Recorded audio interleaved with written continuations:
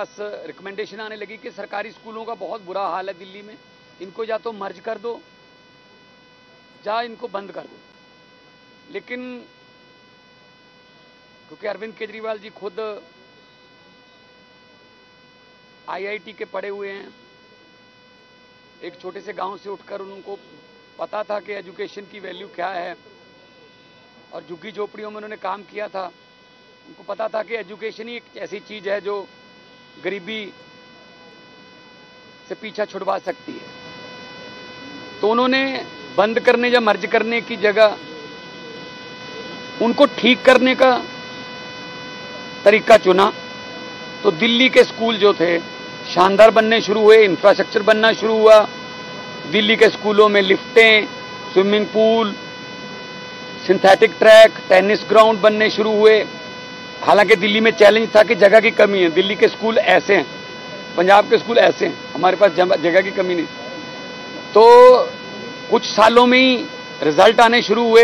दिल्ली के स्कूलों के बच्चे आईआईटी और बड़े बड़े कंपटीशन के टेस्ट क्लियर करने लगे। एक कलेक्टर का बच्चा, एक रिक्शे वाले का बच्चा, एक झुग्गी झोपड़ी वाले का बच्चा एक ही बेंच पर बैठकर एक ही किताब पढ़ने जब लगे। आप लोग इस बात के गवाह हो, अपने कैमरों में बहुत बार उन स्कूलों का रिजल्ट को दिखाया होगा। तो बड़े बड़े दुनिया भर के जो लोग थे वो स्कूलों को देखने के लिए आए कि स्कूल देखने हैं दिल्ली के। तो दिल्ली में जो चैलेंज आए और लेकिन कामयाबी हुई, और प्राइवेट स्कूलों से निकालकर पेरेंट्स जो हैं सरकारी स्कूलों में अपने बच्चों को भर्ती कराने लगे। तो ये देश में पहली बार हुआ, शिक्षा क्रांति हुई। तो पंजाब में सरकार बनी तो हमने भी गारंटी लिख के दी लोगों को अपने मैनिफेस्टो में कि हम पंजाब के स्कूलों की शिक्षा को, पंजाब की हेल्थ को, पंजाब के इंफ्रास्ट्रक्चर को शानदार बना देंगे। जब अरविंद जी माननीय हमारे नेशनल कन्वीनर जो हैं वो हमारे साथ रोड शो करते थे पंजाब में, तो इन्हीं में से बहुत से टीचर इनके स्कूलों के सामने से हम रोड शो लेके निकलते थे। तो हम यही वादा करते थे कि थोड़ी देर रुक जाओ, यही स्कूल जो है शानदार होंगे, यहाँ से अच्छे रिजल्ट आएंगे और इंफ्रास्ट्रक्चर अच्छा होगा। तो हमने डाटा तैयार किया, होमवर्क किया। आज पंजाब के सरकारी स्कूल जो हैं शानदार बन गए। 157 बच्चे, पहली बार हुआ है 157 सरकारी स्कूलों के स्टूडेंट आईआईटी की परीक्षा पास कर चुके हैं। 8000 स्कूल, हमारे 19,000 से ज्यादा स्कूल हैं, 8000 स्कूल ऐसे थे जहां चार दीवारी ही नहीं थी। हजारों स्कूल ऐसे थे जो सिंगल टीचर स्कूल थे। हजारों स्कूल ऐसे थे जहां बाथरूम ही नहीं थे। तो हमने सारा इंफ्रास्ट्रक्चर, बजट बढ़ाया, शिक्षा का सारा इंफ्रास्ट्रक्चर बदला, अभी भी चल रहा है काम। और फिर हमने दिल्ली के मॉडल से शिक्षा ली, सिंगापुर भेजना शुरू किया हमारे प्रिंसिपल्स को। वहां पे प्रिंसिपल ट्रेनिंग एकेडमी है सिंगापुर में, वो वर्ल्ड फेमस है। 202 प्रिंसिपल हमारे अभी तक सिंगापुर से ट्रेनिंग लेके अपने कुलीग को, यहां पे आके अपने कुलीग्स को ट्रेनिंग देके बड़े शानदार रिजल्ट दे रहे हैं। 152 हमारे टीचर्स को हमने IIM अहमदाबाद भेजा। वहां से उन्होंने पढ़ाई के लेटेस्ट तरीके, बच्चों को समझाने के लेटेस्ट तरीके सीखे और यहां पे आके वो काम कर रहे हैं। आज 72 हमारे जो टीचर्स हैं, जो प्राइमरी स्कूलों के, मुढ़ली शिक्षा के, प्राथमिक शिक्षा के टीचर हैं, वो फिनलैंड जा रहे हैं। 3 करोड़ का बजट है, सरकार स्पॉन्सर कर रही है। और फिनलैंड में पूरी दुनिया से लोग, नंबर 1 ट्रेनिंग एकेडमी है वहां पे। उसी को हमने सिलेक्ट किया और 72 टीचर हमारे पूरे पंजाब से हैं। चुनने का क्राइटेरिया, हर टीचर जिसने अप्लाई किया कम से कम 10 स्टूडेंट के पेरेंट्स से उनको रिकमेंडेशन चाहिए कि ये टीचर अच्छा पढ़ा रहा है, इसको अगर और तराश दिया जाए तो हमारे बच्चे का फ्यूचर बन जाएगा। और 10 जो उस स्कूल में पढ़ के जा चुके हैं, उन स्टूडेंट्स की, उन टीचर से पढ़ के जा चुके हैं, उनकी रिकमेंडेशन। 600 एप्लीकेशन है, इसका मतलब 6000 पेरेंट्स की रिकमेंडेशन पे जा रहे हैं। ये कोई, इसमें हमने कोई पर्चियां नहीं निकाली, पूरे पंजाब से हैं, किसी डिस्ट्रिक्ट से 3 है, किसी से 1 भी है। तो हमारा मकसद है स्कूली शिक्षा को शानदार बनाना, और हम 118 स्कूल ऑफ एमिनेंस बना रहे हैं, जिनमें से 14 का उद्घाटन हो गया, 13 अभी रेडी हैं। वो क्या है,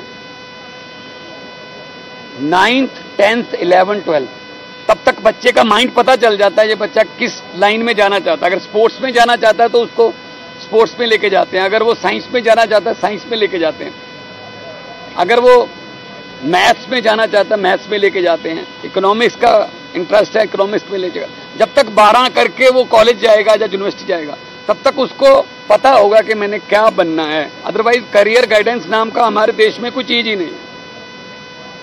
2 राज्यों में सरकार है हमारी, दोनों राज्यों में स्कूली शिक्षा पूरे देश से बढ़िया है। 22 राज्यों में सरकार है बीजेपी की, 23वां भी आ गया हरियाणा। किसी एक राज्य का रिजल्ट दिखा दें, स्कूल दिखा दें ऐसा। ये स्कूलों की बात ही नहीं करते, ये अस्पतालों की, इंफ्रास्ट्रक्चर की, बिजली की, पानी की बात ही नहीं करते। ये तो बस पोलराइजेशन की बात करते हैं। ये अलग है, ये तुम्हें मार देगा, ये तुम्हारा टूटी छीन के ले जाएगा, ये तुम्हारे रोटी छीन के ले जाएगा, ये तेरे घर के सामने गड्ढा खोद देगा। ये उनकी मतलब राजनीति है। सो आज के जमाने में जब एजुकेशन, बाबा साहब भीमराव अंबेडकर जी ने कहा था शिक्षा शेरनी के दूध जैसी है, जो भी उसको पिएगा वो दहाड़ेगा। तो बाबा साहब ने जिस हालातों में से उठकर पढ़ाई की, इस लेवल की, विदेशों में जाके पीएचडीज की, तो उनका सपना पूरा करने वाले। क्योंकि स्कूलों में गरीबों के बच्चे पढ़ रहे, सरकारी स्कूलों में। और आम आदमी पार्टी का, अरविंद जी का, पंजाब सरकार का, हमारा ये एक सपना है, इच्छा है। हम आम लोगों की मजबूरी को मर्जी में बदलना चाहते हैं। आज आम लोगों की मजबूरी है, अगर कोई बीमार हो जाए प्राइवेट में इलाज कराना पड़ता है, सरकारी पे यकीन नहीं रहा, सरकारी अस्पताल पे मशीनें नहीं हैं, दवाइयां नहीं हैं, डॉक्टर नहीं हैं। अगर प्राइवेट में कराओगे सब कुछ दिख जाएगा, मजबूरी है। दिल्ली में शानदार सरकारी अस्पताल बना दिए, दिल्ली में सब इलाज फ्री होता है, पैरासीटामोल की गोली से लेके 40-50 लाख के टेस्ट तक। ऐसे ही पंजाब में चल रहा है। शानदार सरकारी हॉस्पिटल बन रहे हैं और डॉक्टरों को भर्ती किया जा रहा है, मेडिकल कॉलेज बन रहे हैं। ऐसे ही स्कूल सरकारी स्कूलों का है। लोगों की मजबूरी है कि प्राइवेट में पढ़ाना पड़ेगा बच्चा, क्योंकि सरकारी स्कूल पे यकीन नहीं रहा, इंफ्रास्ट्रक्चर नहीं है, बाथरूम नहीं है, किताबें नहीं है, वर्दियां नहीं है।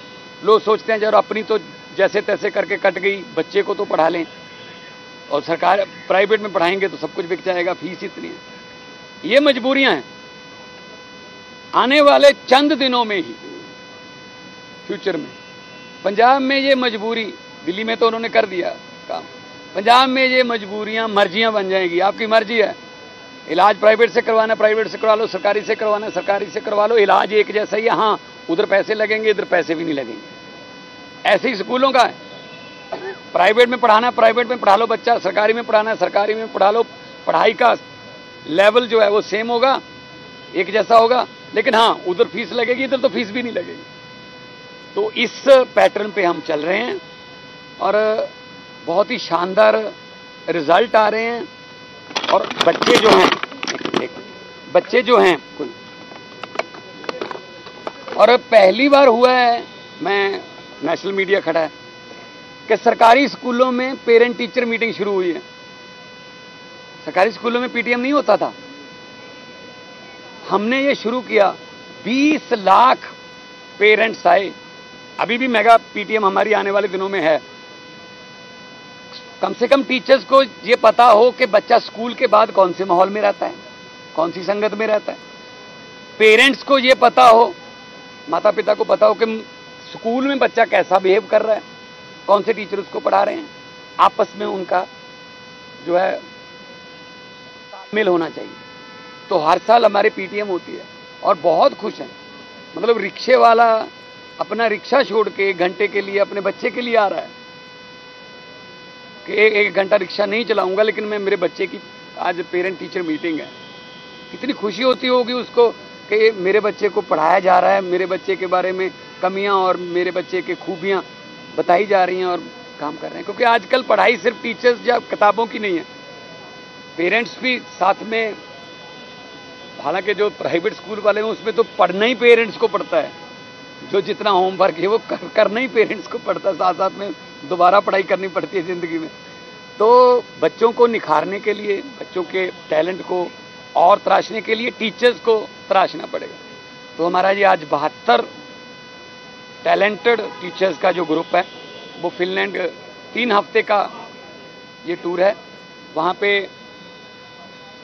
यूनिवर्सिटी में कैंप लगेंगे, अलग अलग विषयों के बारे में बताया जाएगा और आके ये अपने कोलीग्स को भी बताएंगे, अपने बच्चों को बताएंगे। कोई सवाल आपका हो? साहब, ये सवाल ये है कि पहले ये देखिए एक प्रथा थी कि मंत्री जाते थे, उनके अधिकारी जाते थे, लेकिन दिल्ली सरकार और पंजाब सरकार ने ये प्रथा बदली जी और खुद शिक्षकों और प्रिंसिपलों को भेजना शुरू किया।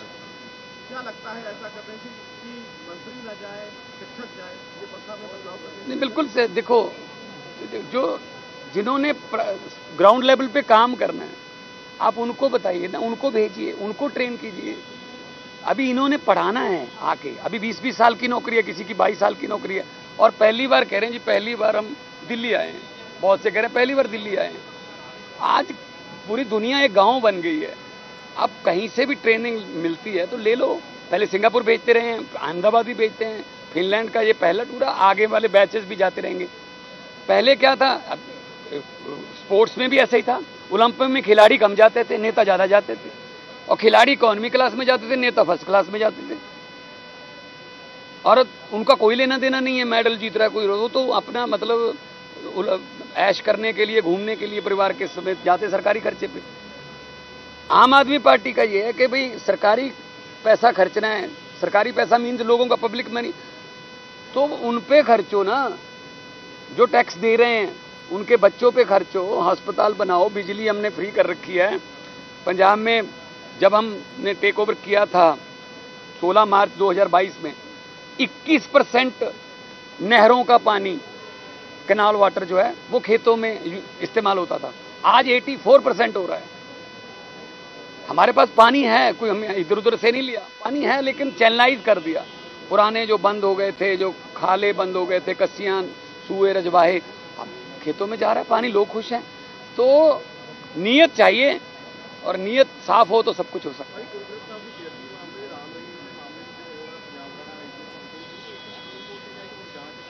बिल्कुल, पंजाब सरकार ने ਇੱਥੇ ਚੈਲੰਜ ਕੀਤਾ ਸੀਗਾ ਹਾਈ ਕੋਰਟ ਦੇ ਸਟੇ ਨੂੰ, ਤੇ ਸਾਨੂੰ ਅੱਜ ਇੱਥੋਂ ਸਟੇ ਤੇ ਜਿਹੜੀ ਹੈ ਰਾਹਤ ਮਿਲੀ ਹੈ ਤੇ ਅਸੀਂ ਜਿਹੜਾ ਉਹ ਬਿਲਕੁਲ ਜੋ ਕਾਰਵਾਈ ਹੈ ਅੱਗੇ ਤੋਰਾਂਗੇ ਹੁਣ, ਕਿਉਂਕਿ ਗੁਰੂ ਗ੍ਰੰਥ ਸਾਹਿਬ ਜੀ ਦੀ ਬੇਅਦਬੀ ਬਹੁਤ ਸਾਡੇ ਲੱਖਾਂ ਹਿਰਦੇ ਬਲੂੰਦਰੇ ਗਏ ਔਰ ਉਹਦਾ ਕੋਈ ਰਿਜ਼ਲਟ ਹੀ ਨਹੀਂ ਨਿਕਲਿਆ 2 ਸਰਕਾਰਾਂ 'ਚ। तो ਅਸੀਂ ਵੀ ਵਾਦਾ, ਇਹ ਵੀ ਵਾਦਾ ਕੀਤਾ ਲੋਕਾਂ ਨਾਲ ਕਿ ਅਸੀਂ ਇਹਦਾ ਇਨਸਾਫ ਦਵਾਵਾਂਗੇ ਔਰ ਦਵਾਵਾਂਗੇ, ਔਰ ਜਿਹੜੇ ਮਰਜ਼ੀ ਵਕੀਲ ਕਰਨੇ ਪੈਣ, ਸਾਨੂੰ ਜੋ ਮਰਜ਼ੀ ਕਰਨਾ ਪਵੇ, ਲੋਕਾਂ ਦੇ ਹਿਰਦਿਆਂ ਨੂੰ ਸ਼ਾਂਤੀ ਤਾਂ ਮਿਲਣੀ ਚਾਹੀਦੀ ਹੈ।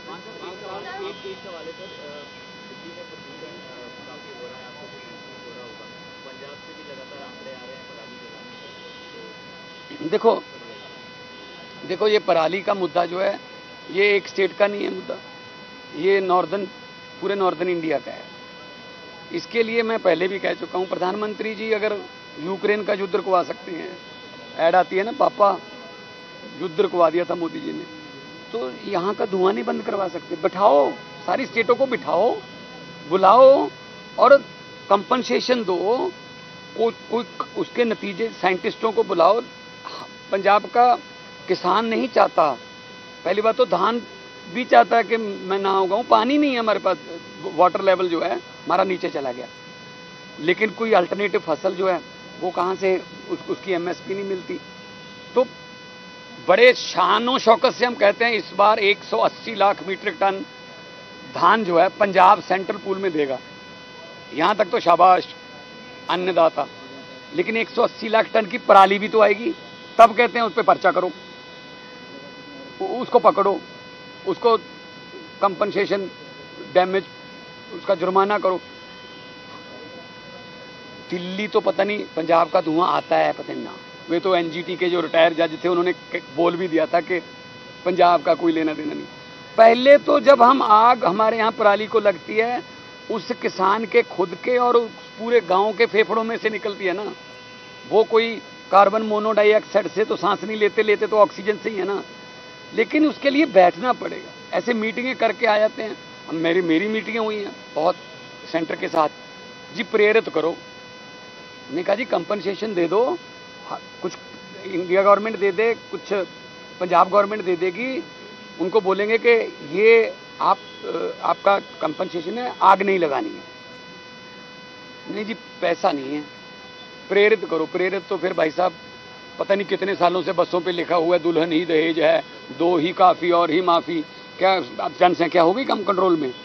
क्या कोई दहेज लेना बंद कर दिया किसी ने? प्रेरित करना क्या है यार, तो आप जो प्रैक्टिकल बात करो अगर करनी है तो। इसीलिए हम बहुत कुछ करें, हमने 1.25 लाख मशीनें दी हैं इस बार, और एनजीओ से बात करके, और कुछ किसान हमारे, सभी किसान नहीं चलाते, 75 लाख एकड़ हमारा, 75 लाख हेक्टेयर हमारा धान आता है, उसमें से लगभग 40 लाख नहीं जलाते। उनको भी अप्रिशिएट कर रहे हैं कि दूसरों को भी करिए, हो जाएगा कम। और एफर्ट्स में हम कोई कमी नहीं करेंगे। माननीय सुप्रीम कोर्ट के भी जो आते रहते हैं हमें गाइडलाइंस, हम फॉलो करते हैं। तो आने वाले दिनों में हम तो चाहते हैं कि हमें तो गुरु नानक साहब ने सदियों पहले लिख दिया था वाणी में, पवन गुरु पानी पिता माता धरत महत। पवन हवा, पवन को गुरु का दर्जा, पानी को पिता का दर्जा और धरती को माँ का दर्जा, कि ये तीनों दर्जे कायम रख दिए। तो हम तो ग्रंथ में, गुरु ग्रंथ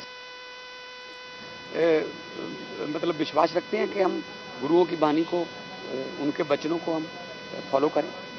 प्राइमरी टीचर्स का फर्स्ट बैच जा रहा है फिनलैंड, सर आगे और कितने बैचेस रहेंगे? आगे आने वाले दिनों में आते जाते रहेंगे। प्रिंसिपल्स भी गए थे पहले, मिडिल वाले भी गए थे, अभी ये बच्चे हैं। और इनसे मेरे से ज़्यादा ना, मेरे पास तो ये माइकों का ढेर जो है ना ये लगा ही रहता है।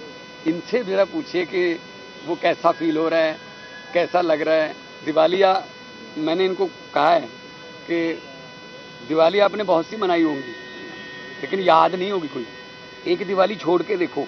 इस बार ये दिवाली वहीं मनाएंगे, ये सारी उम्र याद रहेगा कि हम एक बार वहाँ विदेश में गए थे, तब दिवाली यहाँ थी।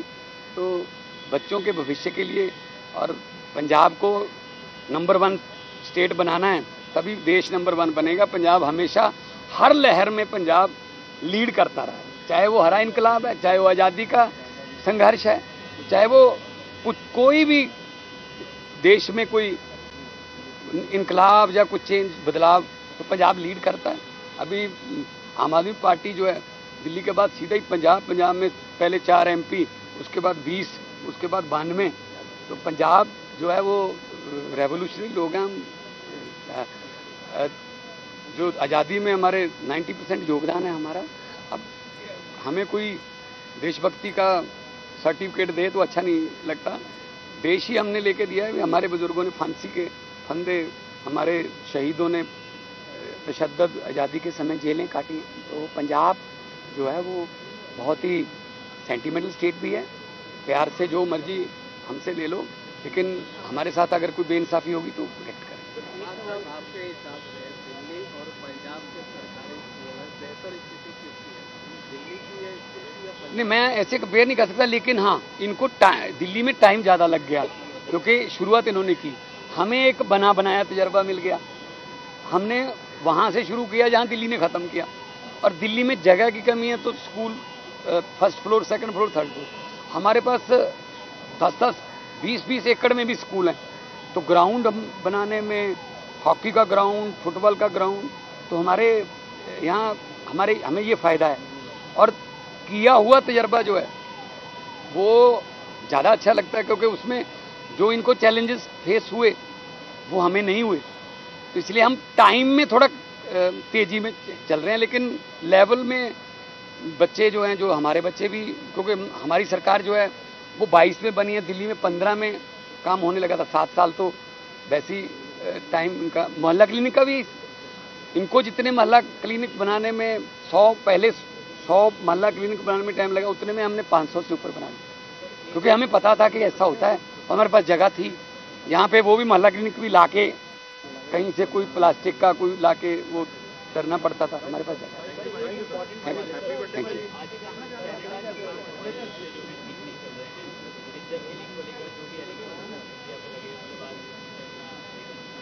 देखो, बहुत से लाखों पंजाबी हैं जो कनाडा में रहते हैं और उनके यहाँ रिश्ते हैं, या उनकी वजह से यहाँ बहुत से चूल्हे जलते हैं।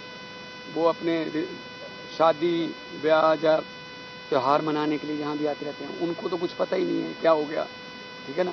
तो ये तो हमारी फॉरेन पॉलिसी है, तो उसके लिए तो जो सेंटर सरकार है, सबके साथ हमारा रिश्ता अच्छा होना चाहिए। कनाडा तो पंजाबियों के लिए तो खास, हमारे तो आप जाओगे तो पानी की टंकियों पर जहाज बने हुए हैं, और आईफल टावर और CN टावर हमारी पानी की टंकियों पर बने हुए हैं लोगों के घरों पे।